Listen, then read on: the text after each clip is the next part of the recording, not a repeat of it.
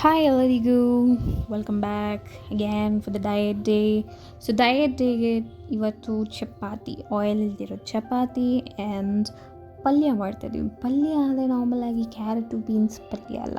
So ಇವತ್ತು innovative ಆಗಿ mushrooms, cherry tomato, spring onions and cabbages ಎಲ್ಲ ಹಾಕಿ ಸೋಟಿ ಮಾಡಿ ಅದಕ್ಕೆ ಆರ್ಗ್ಯಾನೋಸ್ ಹಾಕಿದ್ದೀನಿ. ಸ್ವಲ್ಪ ಆಯಿಲ್ ಹಾಕ್ಕೊಂಡು ಆಮೇಲೆ ಪೆಪ್ಪರ್ ಪೌಡರ್, ಸಾಲ್ಟ್ ಎಲ್ಲ ಹಾಕಿ ಸಾಟೆ ಮಾಡ್ಕೊಳ್ಳಿ. ಈ ಥರ ಬೆಂದಿರಬೇಕು. ಆವಾಗ ನನಗೆ ಮಸಾಲೆಲ್ಲ ವೆಜಿಟೇಬಲ್ಸಲ್ಲಿ ಚೆಂದಾಗಿ ಊರಿರಬೇಕು, ಕೋಟಾಗಿರ್ಬೇಕು, ಅವಾಗ ನನಗೆ ಇಷ್ಟ. ಸೊ ಆ ಥರ ಮಾಡ್ಕೊಂಡು ತಿಂತೀನಿ.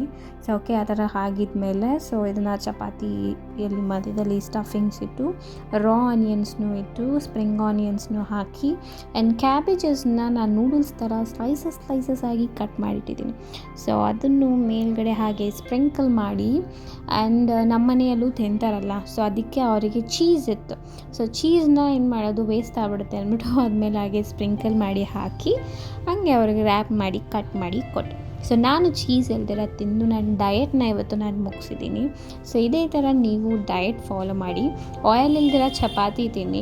ಸೊ ಚಪಾತೀಸಲ್ಲಿ ವೆರೈಟೀಸ್ ಆಫ್ ಇನ್ಫ್ಯೂಸ್ ಮಾಡಿ ನಾವು ಮಾಡ್ಬೋದು. So beetroot chapati, carrot chapati, palak chapati and ತುಂಬ ಚಪಾತೀಸ್ ನಾವು ಮಾಡ್ಬೋದು. ಸೊ ಆ ಥರ ಇನ್ಫ್ಯೂಸ್ ಮಾಡಿ ನಿಮ್ಮ ಮಕ್ಕಳಿಗೆ ಕೊಡಿ. ಸೊ ಇಷ್ಟಪಟ್ಟು ತಿಂತಾರೆ, ಕಲರ್ಫುಲ್ ಆಗಿರುತ್ತೆ. So have it and try it. Follow the diet every day for the healthy gut, for healthy heart.